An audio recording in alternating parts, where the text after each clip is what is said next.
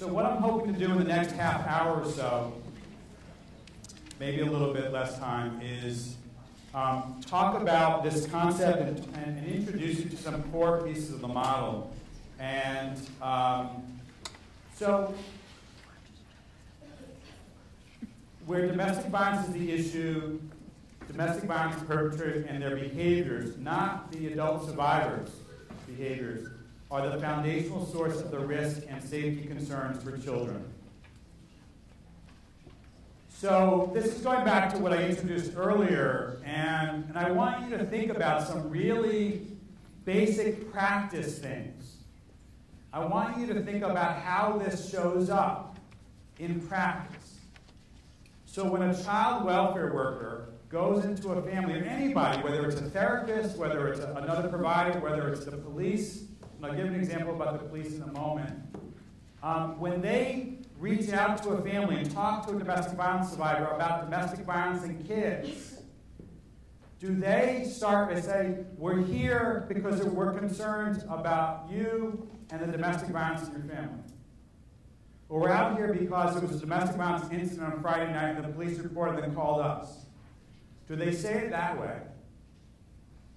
Or do they say it in a way that sounds more like, we're here because we got a report on your partner's behavior and the things they did to you and the children, and we want to explore your safety and the safety of the kids, what we can do to support you, and what we can do to reduce the risk your partner represents to you and the children.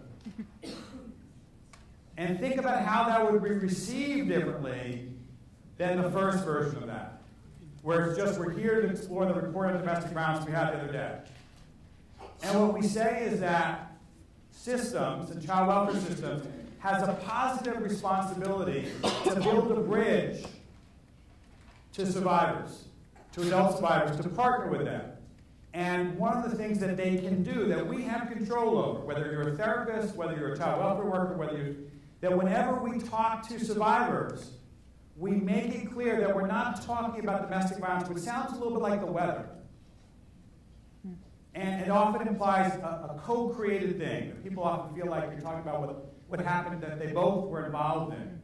Or even language that's often written down. The couple engages in domestic violence. The family has a history of domestic violence. All those things mush together the victim and the perpetrator and make it sound like she's equally responsible for the risk and safety concerns for the kids.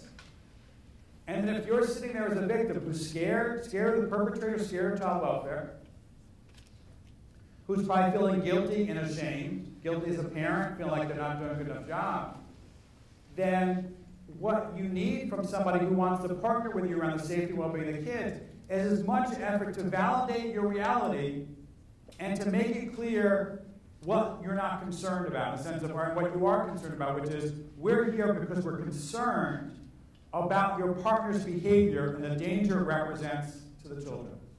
And that's one of the things that when we talk about practice as if the batter is the foundational, batter's behavior is the foundational reason why we're involved with these families. It really is, it goes back to how we talk to her, how we talk to him, even if age appropriately, how we talk to the kids. How we make a referral to a provider, what that referral is about. We're referring the family to you, we're referring dad to you because we're concerned about the danger he represents to the family based on these behaviors. Or think about the last time you read a report or wrote a report around domestic violence. And where did it create the picture of these are the perpetrator's behavior patterns, and then draw a straight line by saying, and this is what those behaviors have done to the family functioning and to the kids. Perpetrator's behavior, impact on family.